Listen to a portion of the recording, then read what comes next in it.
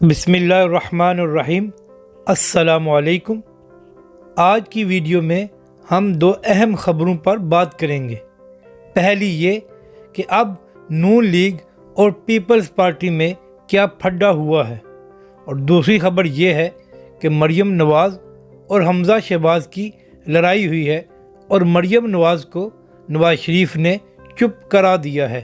اس کے متعلق بھی آپ کو بتائیں گے۔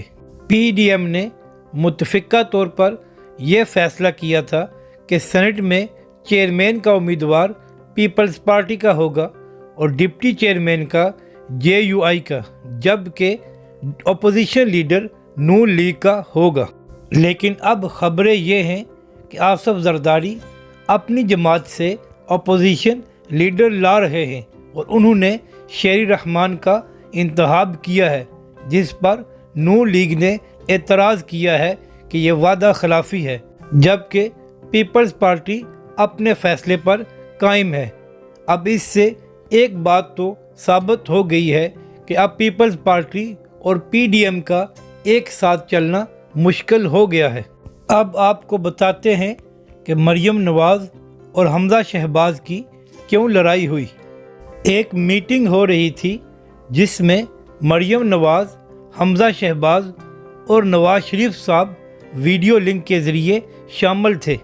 اس میٹنگ میں مریم نواز صاحبہ نے پنجاب میں عثمان بزدار کے خلاف تحریک عدم اعتماد لانے اور اس کے بعد پرویز الہی کو وزیر اعلیٰ بنانے کی بات کی، جس کے جواب میں حمزہ شہباز نے کہا کہ یہ فیصلہ بالکل غلط ہے، کیونکہ پنجاب میں کمزور وزیر اعلیٰ نون لیگ کے حق میں ہے، اور اگر ہم عثمان بزدار کی جگہ پرویز الہی کو وزیر اعلیٰ بنوائیں گے تو اس سے نون لیگ کا کوئی فائدہ نہیں، بلکہ کاف لیگ پنجاب میں مضبوط ہوگی اور پیپلز پارٹی کو بھی پنجاب میں جگہ ملے گی۔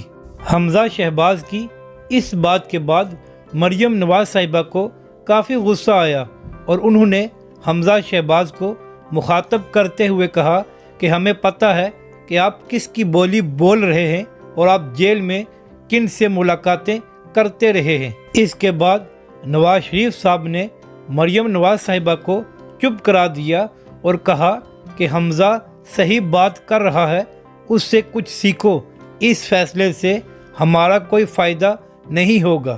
یہ بات سن کر مریم نواز صاحبہ میٹنگ چھوڑ کر چلی گئی۔ تو ایک طرح سے نواز شریف اور حمزہ شہباز نے مریم نواز کی بات نہ مان کر عثمان بزدار کو بچا لیا، ورنہ ان کے خلاف تحریک عدم اعتماد آ چکی ہوتی۔